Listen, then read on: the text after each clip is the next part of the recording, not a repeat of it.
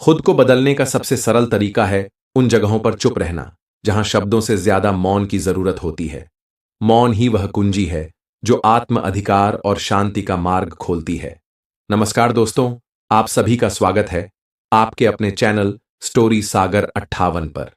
तो चलिए बिना किसी देरी के बढ़ते हैं आज की इस वीडियो की ओर। संध्या काल का समय था। गुरु अपने सभी शिष्यों को बुलाते हैं और कहते हैं, कल सुबह सब लोग नदी में स्नान करने के बाद तुरंत हमारी कुटिया के सामने उपस्थित हो जाना। सभी इसी से हैरान रह जाते हैं कि हम लोगों ने कोई गलती की है क्या, लेकिन गुस्से से यह कहते हैं कि हो सकता है कि गुरुजी कल सुबह कुछ अच्छी बात बताने वाले हैं। सब लोग रात को सही समय पर सो जाते हैं और सुबह उठकर सभी लोग नदी में स्नान करने के बाद वापस गुरुजी के सामने उपस्थित हो जाते हैं। गुरु कहते हैं, आज हम तुम सबको चुप रहने के फायदे के बारे में बताऊंगा। गुरु कहते हैं, 10 मौके जहां पर चुप रहने से होता है लाभ और बोलने से नुकसान। गुरु कहते हैं, अगर आप इन 10 मौकों पर शांत हो गए यानी मौन हो गए तो आप जो चाहेंगे वही मिलेगा और आपकी जिंदगी में चमत्कारिक बदलाव शुरू हो जाएंगे। जरूरत से ज्यादा बोलना या चुप रहना दोनों ही अच्छी बात नहीं है। जैसे जरूरत से ज्यादा बारिश हो जाना या फिर धूप, दोनों ही दिक्कत देती है। उसी तरह अनावश्यक बोलने से भी काफी नुकसान होता है। गुरु कहते हैं, पहला ऐसा मौका जहां पर व्यक्ति को चुप रहना चाहिए, बिना तथ्य के ना बोले। अगर आपके पास कोई तथ्य नहीं है तो वहां चुप रहने में ही भलाई है। चुप बैठने से दिमाग में नई कोशिकाओं का निर्माण होता है और इससे ज्ञान की वृद्धि होती है। बोलने में भलाई वही है जहां आपको किसी चीज के बारे में पूरा ज्ञान हो। अगर आप बिना तथ्य के कहीं बोलते हैं या फिर बेवजह बोलते हैं तो आपका वहां मजाक भी बन सकता है। अगर आपके पास पर्याप्त जानकारी नहीं है, ऐसी जगह पर बोलने से ना सिर्फ आपका मजाक बनेगा बल्कि लोगों का भरोसा भी आपसे उठने लगेगा। इसलिए ऐसी जगह पर शांत रहो जहां तुम्हें पता ना हो कि क्या बोलना है और क्या नहीं। कई बार कुछ लोग ऐसे होते हैं जो हर जगह अपनी उपस्थिति जताने लगते हैं। उन्हें पता नहीं होता कि हमें क्या बोलना है, लेकिन फिर भी बोलते जाते हैं और फिर बाद में दूसरे लोग उनके जाने के बाद उनका मजाक उड़ाते हैं। जब तक आपको उस तथ्य के बारे में अच्छा ज्ञान नहीं है तब तक चुप रहना ही ज्यादा समझदारी है। गुरु ने कहा, दूसरा ऐसा मौका जहां व्यक्ति को चुप रहना चाहिए, शब्दों से ना पहुंचे ठेस। अगर आपके शब्द किसी को मानसिक ठेस पहुंचा रहे हैं तो वहां चुप हो जाना चाहिए। कमजोर व्यक्ति के बारे में कुछ भी बोलकर आप महान नहीं बन सकते। महान आप तब बनेंगे जब किसी कमजोर का साथ देंगे। कई बार कुछ लोग अपने से छोटे व्यक्ति को भला बुरा कहते रहते हैं। सामने वाला इंसान कद से आपसे छोटा है, वह आपको कुछ नहीं बोलेगा, लेकिन आप उसकी नजरों में गिरते चले जाएंगे। हो सकता है कि कल वह भी आपसे पद में बड़ा हो जाए। जब वह पद में बड़ा हो जाएगा तो आज जो रवैया आपका उसके साथ है, आने वाले समय में वह भी आपके साथ वही करेगा। आप किसी को नीचा दिखाकर बड़े नहीं बन सकते। बड़ा बनना है तो अपने से छोटे लोगों की इज्जत करना सीखें और साथ ही साथ बड़ों का भी सम्मान करना चाहिए। कुछ लोगों को लगता है कि अगर वह अकड़ कर बोलेंगे और सामने वाले को नीचा गिराने की कोशिश करेंगे तो वह बड़े बन जाएंगे, लेकिन यह उनकी भूल है। बड़े होने की बजाय आप उनकी नजरों में गिरते चले जाएंगे। गुरु ने आगे कहा, इसीलिए शिष्यों, तुम सब जब भी बोलना आदर भाव से बोलना ताकि तुम्हारी बात लोगों को अच्छी लगे। बोलने में भाई बहन, माता पिता, मित्र इत्यादि संबोधन शब्दों का इस्तेमाल जरूर करना। इससे तुम्हारी मान प्रतिष्ठा तो बढ़ेगी ही, साथ ही साथ लोगों की नजरों में तुम समझदार व्यक्ति बनते जाओगे। गुरु ने आगे कहा, तीसरा मौका जहां पर व्यक्ति को चुप रहने में ही भलाई है, क्रोध या घृणा करने वाले लोग। जब कोई अपना या सगा संबंधी आप पर क्रोध कर रहा हो, आपका अपमान कर रहा हो, तो आपको उस वक्त चुप रहना चाहिए ताकि सामने वाले का गुब्बारा पूरी तरह से फट जाए। आप यदि सही हैं तो उसे कतई माफीनामा ना दें और चुप रहकर ही सही समय का इंतजार करें।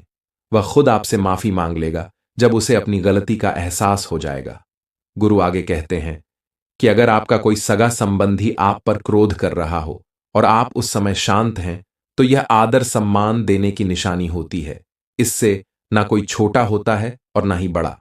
अगर आपको क्रोध आ रहा है तो आप या तो वहां से किसी का अनादर किए बिना चले जाएं या फिर चुप रहें। क्रोध करने से आपके रिश्ते खराब होंगे। क्रोध करने से हमेशा क्रोध करने वाले व्यक्ति का ही बुरा होता है। गुरु आगे कहते हैं कि एक बार की बात है, एक सांप जंगल से भागते हुए किसी राजा के घर में पहुंच गया। लोगों ने छेड़खानी की तो वह बहुत ही गुस्सा हो गया, जिससे घर में जो तलवार पड़ी हुई थी उसी को लपेटकर कसने लगा और धीरे धीरे उसका पूरा शरीर कट गया। ठीक उसी प्रकार हमारा गुस्सा भी हमारे शरीर को तलवार की भांति काटता रहता है। गुस्सा ध्यान से खत्म होता है। प्रतिदिन अगर आप ध्यान की मुद्रा में बैठे हैं तो आपका गुस्सा आपके नियंत्रण में रहेगा। गुरु आगे कहते हैं कि यह तो एक तरीका है कि आप प्रतिदिन ध्यान का अभ्यास करें। इससे आपके शरीर में जो हार्मोन्स गुस्से को बढ़ावा देते हैं वह सब तुम्हारे नियंत्रण में रहेंगे, जिससे शरीर गुस्से पर आसानी से काबू पा लेगा। लेकिन एक तरीका यह भी है कि जब भी आपको गुस्सा आए तो आप यह समझने का प्रयास करें कि क्या मेरा गुस्सा जायज है या नहीं, हमें वहां पर बोलना चाहिए या नहीं। जब आप खुद इस बात का आकलन लगा पाएंगे तो आपको खुद पता चल जाएगा कि हमें गुस्सा करना चाहिए या नहीं। फिर भी अगर आपको गुस्सा आ रहा है तो आप वहां से हटने का प्रयास करें, वहां से दूर चले जाएं। धीरे धीरे समय के साथ आपका दिमाग शांत हो जाएगा। गुरु ने कहा, चौथा, ऐसा मौका जहां पर इंसान को बहुत ही समझदारी के साथ काम लेना चाहिए, वहां पर आपको चुप रहना, जहां पर उस मुद्दे से आपका कोई संबंध ना हो। अगर आपका किसी मुद्दे से कोई संबंध नहीं है तो वहां आपका चुप रहना बनता है। बिना किसी वजह अगर आप दूसरे के मुद्दे पर बोलेंगे तो यह आपके लिए अनिष्टकारी होगा। इसमें केवल और केवल आपका ही नुकसान है। जल्द ही आप किसी दो लोगों के बीच हो रहे विवाद में अपनी टांग ना अड़ाएं। अगर सामने वाला आपको बुला रहा है अपना झगड़ा शांत करवाने के लिए तो ही आप वहां पर जाएं।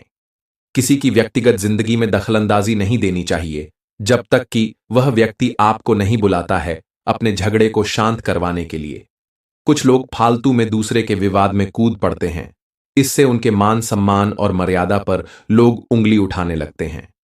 गुरु कहते हैं कि 10 मौकों में 5वां ऐसा मौका जहां पर व्यक्ति को बहुत ही समझदारी के साथ चुप रहना चाहिए। आपके शब्दों से किसी मित्र को हानि ना पहुंचे।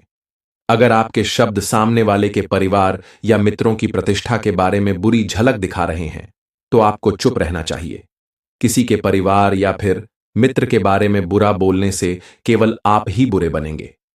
जो चीज आसानी से खत्म की जा सकती है उसे अपने शब्दों से बड़ा ना करें। बिना चिल्लाए बात करने का प्रयास करते रहना चाहिए। अगर आप बिना चिल्लाए कोई बात नहीं कह सकते तो आपका चुप रहना ही भलाई है। किसी पर चिल्लाने से आपके व्यवहार के बारे में पता चलता है। ज्यादा बोलने से चीजें हमेशा खराब ही होती हैं। कई बार कुछ रिश्ते ज्यादा तेज बोलने की वजह से टूट जाते हैं। इसलिए अपनी आवाज में मिठास जरूर हो। मजाक को भी हमेशा शब्दों के मायने में ही रखें। जहां किसी को शब्दों से चोट लगे वहां चुप हो जाएं। ज्यादा बोलने से हमेशा नुकसान ही होता है। किसी और की प्रतिष्ठा को अपने शब्दों के माध्यम से हानि नहीं पहुंचानी चाहिए।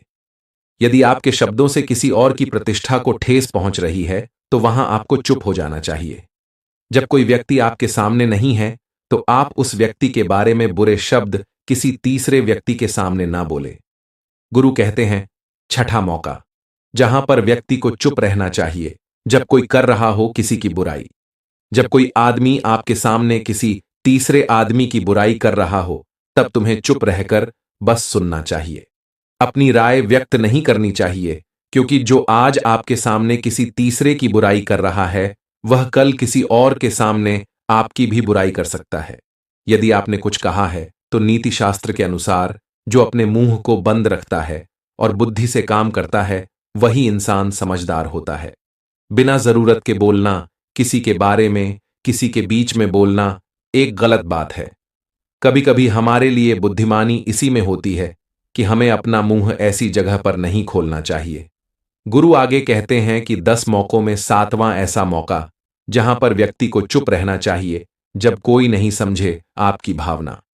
यदि आपको लग रहा है कि कोई व्यक्ति आपकी भावना, दुख या परेशानी को शब्दों में नहीं समझ रहा है, यदि आपको लग रहा है कि सामने वाला व्यक्ति आपकी भावना या दुख को या आपकी जो परेशानी है उसको वह समझ नहीं पा रहा है, या समझने का प्रयास ही नहीं कर रहा है, या वह आपको ध्यान से सुन ही नहीं पा रहा है, तो ऐसे व्यक्ति के सामने आपको चुप ही रहना चाहिए, क्योंकि ऐसे लोगों को आपकी भावना या दुख से कोई मतलब नहीं होता है। ऐसे लोगों को अपना राज बताकर आप पछताएंगे ही बाद में। इसीलिए हर किसी को अपने मन की बात नहीं बतानी चाहिए। अगर आपको लग रहा है कि सामने वाला आपकी बात को नहीं समझ पा रहा है, आपकी भावनाओं को नहीं समझ पा रहा है, तो वहां पर आपको नहीं बोलना चाहिए, क्योंकि आज में आपका मजाक ही बन जाएगा। जब आपको लगने लगे कि सामने वाला आपकी भावनाओं को ठीक तरीके से समझ रहा है, आप जो कह रहे हैं वह ठीक से सुन रहा है, तभी आप उसे अपनी बात कहें। गुरु कहते हैं कि 8वां मौका, जहां पर आपको चुप रहना चाहिए, जब कोई इंसान अपना दुख व्यक्त करे। यदि कोई इंसान अपने दुख या परेशानी को आपको बता रहा है, तो इसका मतलब यह है कि वह आपको अपना समझ रहा है। ऐसे में तुरंत ही उसे समाधान बताने के बजाय चुप रहकर उसके दुख या समस्या को सुने। उसके दुख या समस्या को किसी और को ना बताएं। वह इसलिए नहीं बता रहा है कि उसकी समस्याओं का समाधान कर देंगे, बल्कि वह इसलिए भी बता रहा है कि सामने वाला उसकी बात को समझ रहा है। कई बार बताने से दुख कम हो जाते हैं। वह आपको अपना दुख इसलिए बता रहा होगा कि उसे लग रहा है कि आप उसकी बात को समझ रहे हैं। दुख बांटने से कम हो जाता है। इसलिए जब कोई व्यक्ति अपना दुख आपसे व्यक्त करे, तो आप चुप मारकर उसकी बात को बहुत ही ध्यान से सुने, ताकि उसके दुख कम हो जाए, उसके मन का बोझ हल्का हो जाए, क्योंकि उसके मन में जो भी बातें थीं वह आपको सब बता दिया। गुरु आगे कहते हैं कि 10 जगहों में 9वीं ऐसी जगह है जहां पर आपको चुप रहना चाहिए, जहां पर दुष्ट प्रकृति के लोग रह रहे हों और गाली गलौज कर रहे हो, तो आप वहां पर मत जाइए। ऐसी जगहों से आप चुपचाप निकल जाएं, अर्थात अपनी प्रतिक्रिया दिए बिना आप वहां से चले जाएं, क्योंकि जिसकी जुबान खराब होती है, जो दुष्ट प्रकृति के लोग होते हैं, उनको आप ऐसे समय में नहीं समझा सकते हैं। जब उनका दिमाग पूरी तरह से शांत हो जाए, तभी वह आपकी बात सुनेंगे। इसलिए जहां पर दुष्ट प्रकृति के लोग आपकी बात को ना मानते हो और ना ही सुनते हो, तो आपको वहां पर नहीं बोलना चाहिए। गुरु कहते हैं कि 10वां ऐसा मौका जहां पर आपको शांत हो जाना चाहिए, अपनी सफलता का राज हर किसी को ना बताएं। कई बार होता है कि कुछ लोग जो सफलता को बहुत ही जल्दी अर्जित कर लेते हैं, वे हर जगह अपनी सफलता का ढिंढोरा पीटने लगते हैं। ऐसे में क्या होता है कि कई लोग आपकी सफलता से खुश नहीं होते हैं। अगर आप अपनी सफलता का जबरदस्ती लोगों में ढिंढोरा पिटवा रहे हैं, तो लोगों की नकारात्मक ऊर्जा आपको प्रभावित कर सकती है। जब आप सफल होंगे तो सबको पता चल जाएगा कि आप सफल हो गए हैं। ढिंढोरा पीटने से नुकसान आपका ही होगा। इतना कहकर गुरु ने कहा, शिष्यों, आज के लिए बस इतना ही। अगर तुम सब मेरी इन 10 बातों को अपने जीवन में अपना लेते हो, तो तुम सब काफी हद तक परेशानियों से बचे रहोगे। यहां से जाने के बाद मेरी यह बातें आपके जीवन में किसी वरदान से कम साबित नहीं होंगी। मुझे उम्मीद है इस वीडियो से आपको बहुत कुछ सीखने को मिलेगा। अगर आपने अभी तक हमारे चैनल को सब्सक्राइब नहीं किया है, तो जल्दी कर लें, ताकि ऐसी ही वीडियो देखने को मिले।